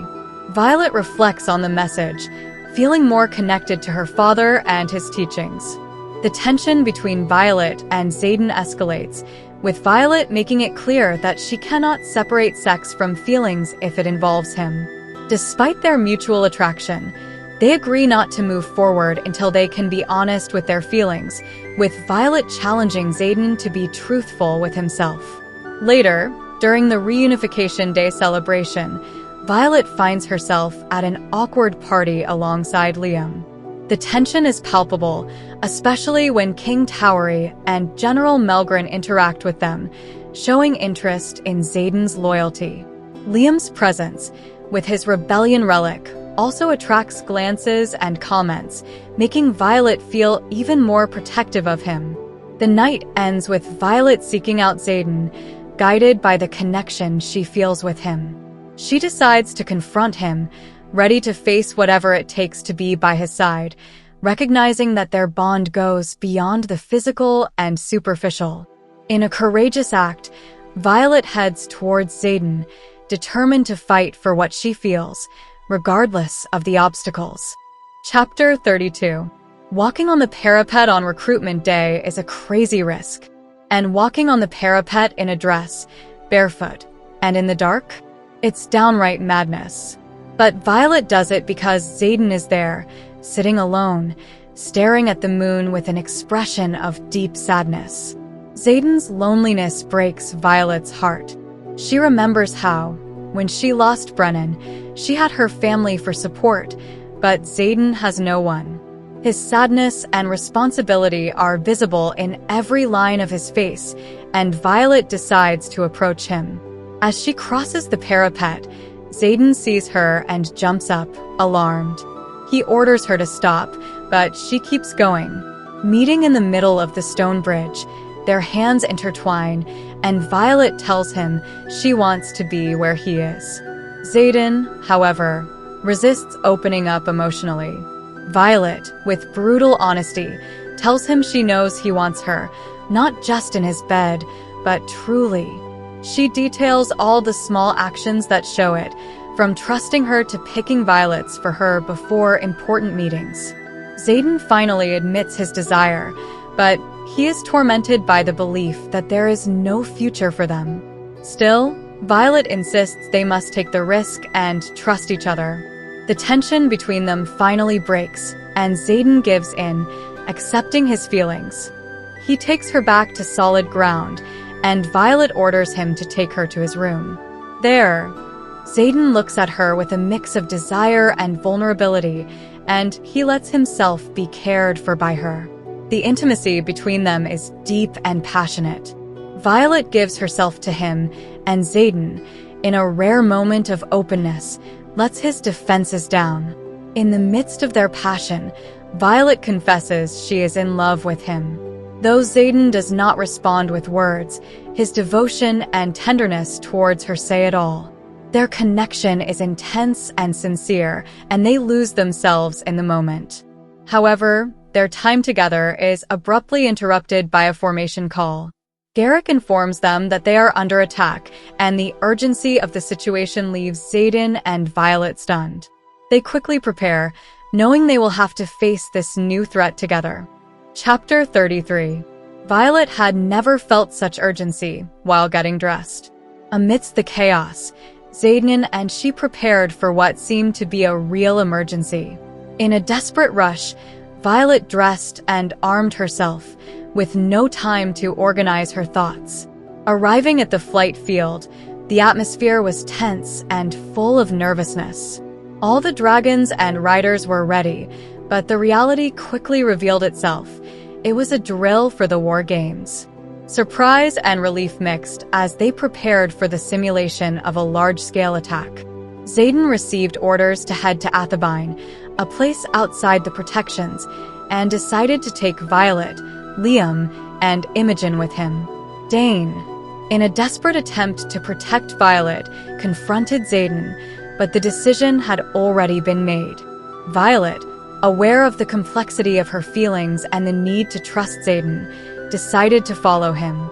Dane, visibly hurt and disappointed, tried to persuade Violet to stay, but she reaffirmed her trust in Xaden. The tension between Dane and Xaden was palpable, but finally, Dane conceded, recognizing Violet's choice. As they departed for Athabine, Violet felt her life was changing irrevocably. As the two most important men in her life moved in opposite directions, the certainty that her future was intertwined with Xaden became undeniable. Together, they faced the challenge of the war games with a mix of hope, fear, and determination. Chapter 34. The day's flight had been long and exhausting. Violet and the group, with their dragons, had traveled from dawn to almost dusk. And Darna, unable to keep pace, had latched onto Terran's harness halfway through the flight.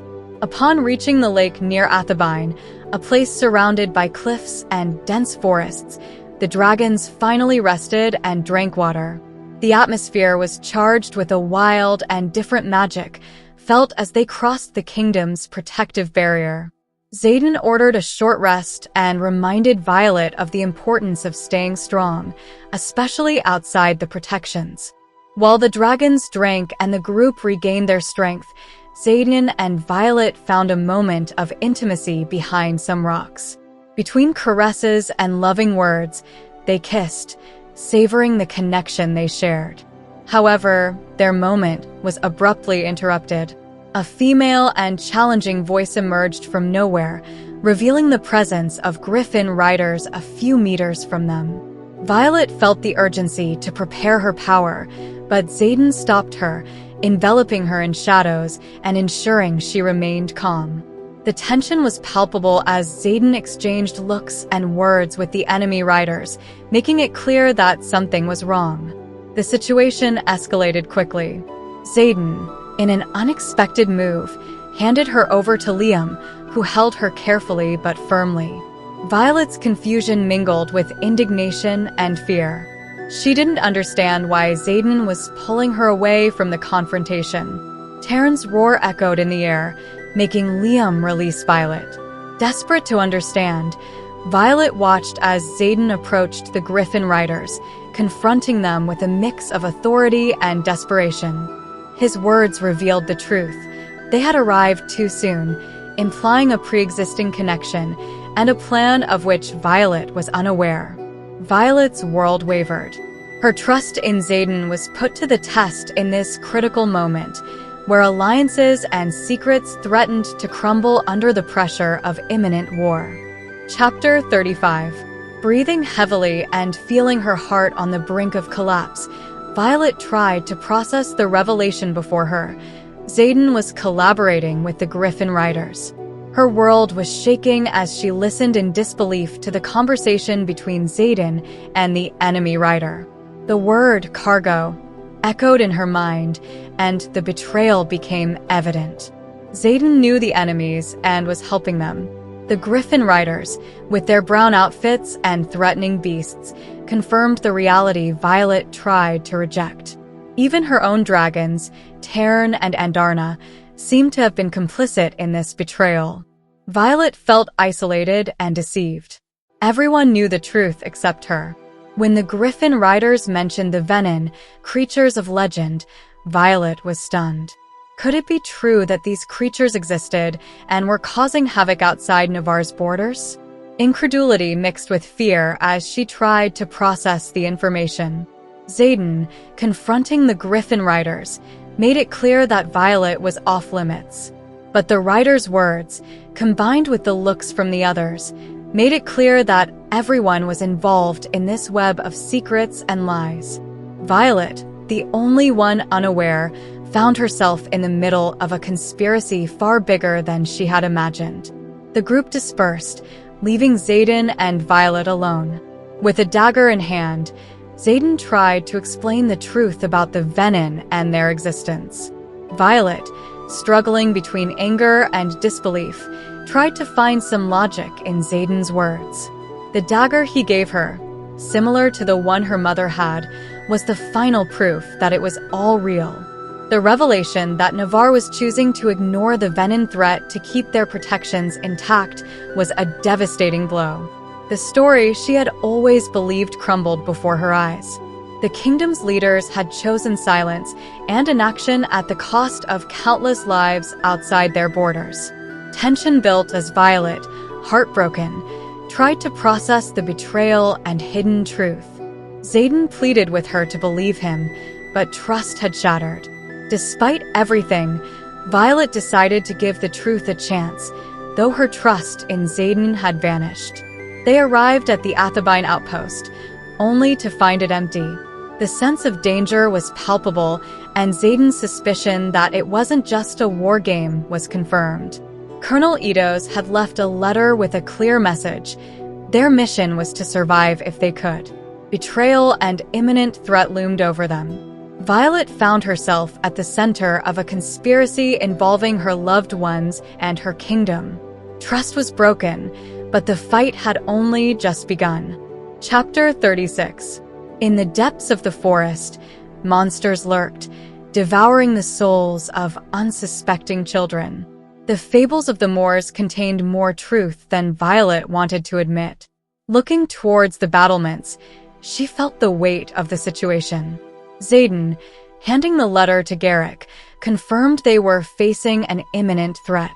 Terran sensed something strange in the air, something dark and sinister coming from the valley.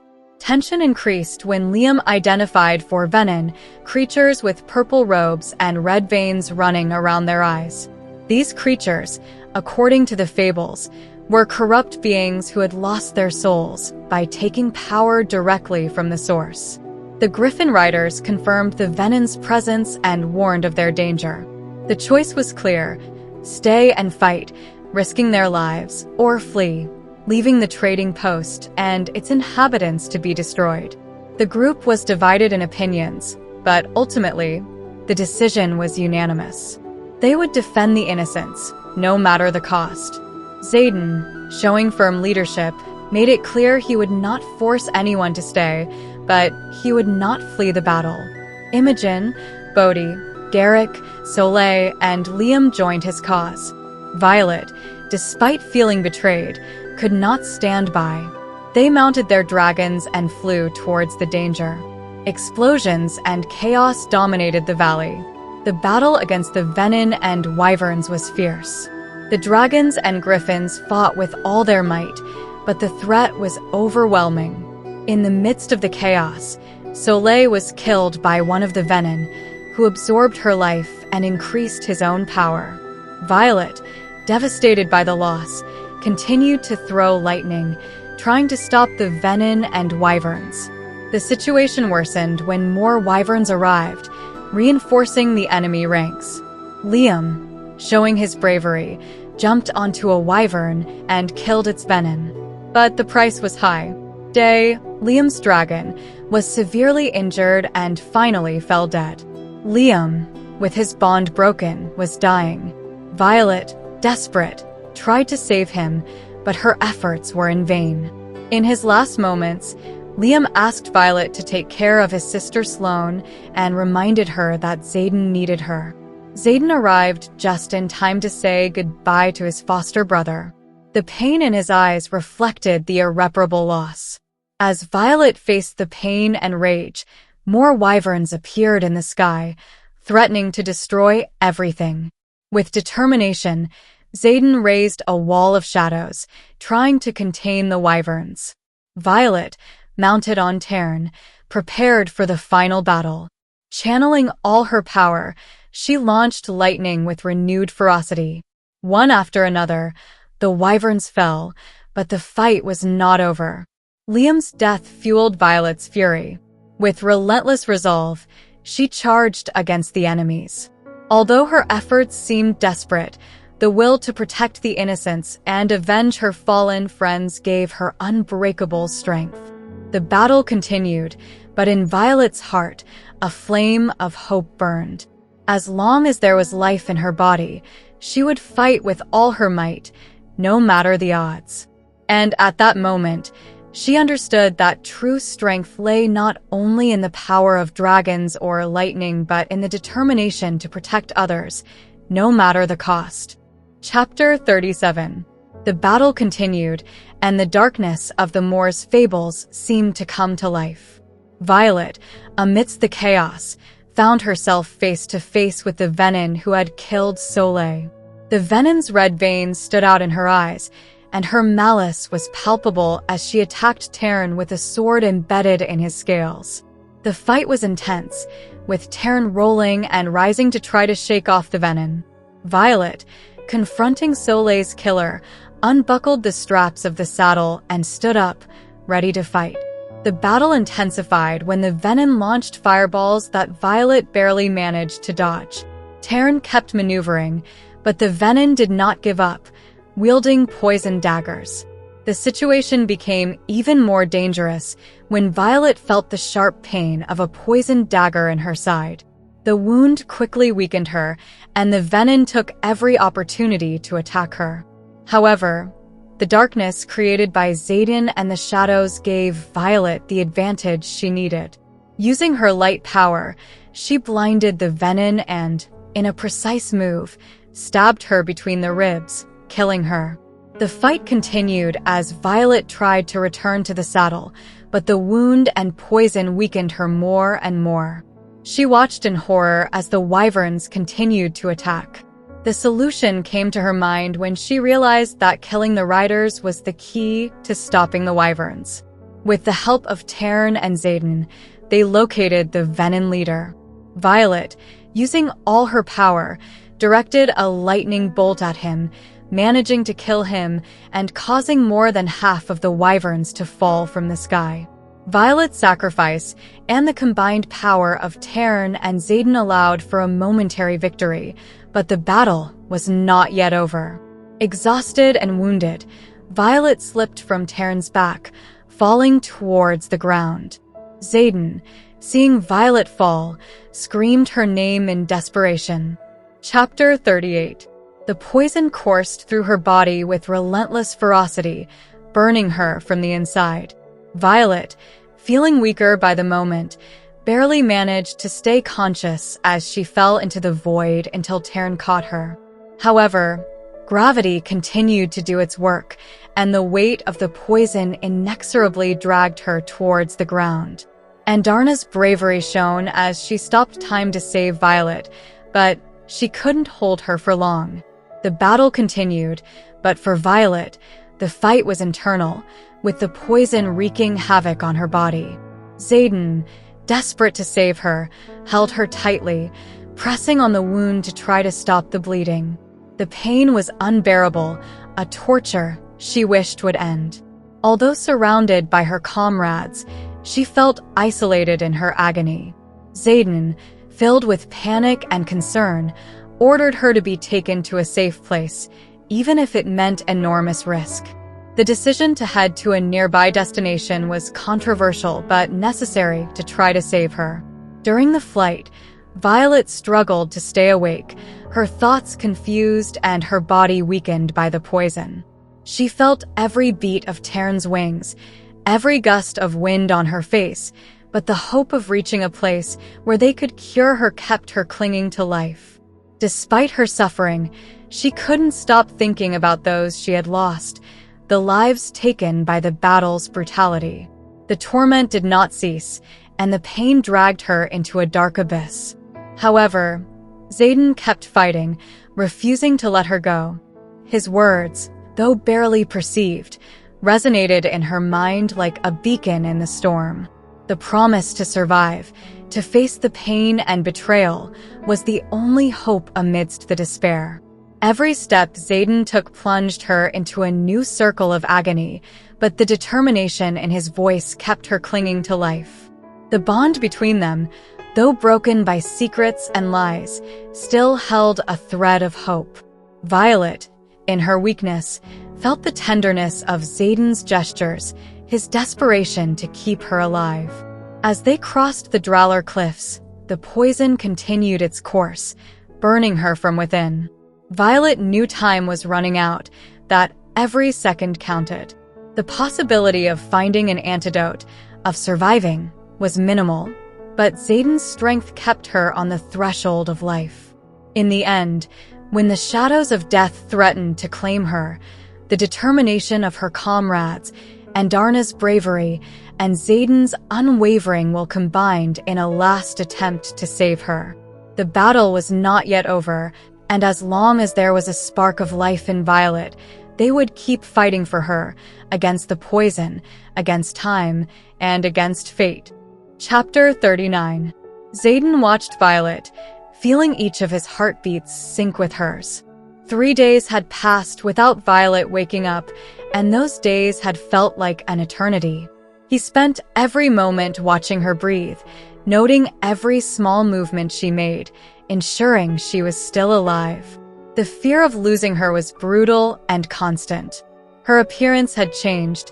She looked fragile and vulnerable, with pale skin and dry lips. Xaden felt guilty, responsible for her condition. He should have told her everything, should have protected her better. Every decision made, every secret kept, weighed on him like an unbearable burden. As he watched her slow but visible recovery, he reproached himself for everything he hadn't done. Liam was still present in his thoughts, a shadow of guilt tormenting him day and night. The death of his foster brother was an open wound that would not stop bleeding. Guilt mixed with the fear and love he felt for Violet. He had fallen for her, had fallen deeply in love, and hadn't realized it until it was too late. He remembered every little moment that had led them there, every look, every smile, every touch. Finally, Violet opened her eyes. Xaden felt a surge of relief and hope seeing her wake up. His voice trembled as he asked her how she felt. Every word was an attempt to connect with her, to ensure she was okay. Violet, still weak, nodded and struggled to sit up. Xaden couldn't take his eyes off her, watching every movement with concern. Relief mixed with the fear she would not forgive him, that she would blame him for everything that had happened. He explained where they were, in Artia, a city rebuilt in secret. The revelation was significant, and he knew Violet would need time to process it all. His answers were sincere, every word an attempt to regain her trust. The conversation became increasingly tense. Violet wanted answers, and Xaden was willing to give them. However, the pain and distrust in her eyes were evident. Despite everything, she kept pushing forward, seeking to understand, seeking to reconstruct the truth that had been hidden from her. Violet stood up and walked to the window, looking at the view of the rebuilt city. Xaden followed her closely, feeling the weight of uncertainty in the air. Finally, she turned to him, demanding answers. Xaden explained everything, admitting his mistakes and promising he would do everything possible to regain her trust. He knew it would be a long and difficult path, but he was willing to walk it. Violet, though still hurt, gave him a glimmer of hope by not denying him the possibility of redemption. The conversation was interrupted by a knock on the door. Xaden turned, ready to face whoever it was. However, upon opening the door, he was met with a surprise. Brennan, Violet's brother, was there. Brennan's appearance brought a flood of emotions. Violet, surprised, could barely believe what she was seeing. Brennan, with a smile, welcomed her to the revolution, making it clear that nothing that had happened had been an accident. The truth was out, and with it, the hope of a new alliance, of a joint struggle. Xaden and Violet, though scarred and wounded, had a chance to rebuild not only their relationship, but also the future that awaited them. Thank you for joining us in this summary of Fourth Wing. If you enjoyed the video, don't forget to subscribe to Literary Journeys with River for more content like this. Give it a like, share, and leave your comments. Which character intrigued you the most? Do you think Violet will survive at the War College of Basgiath? We'd love to read your opinions. Until the next literary adventure.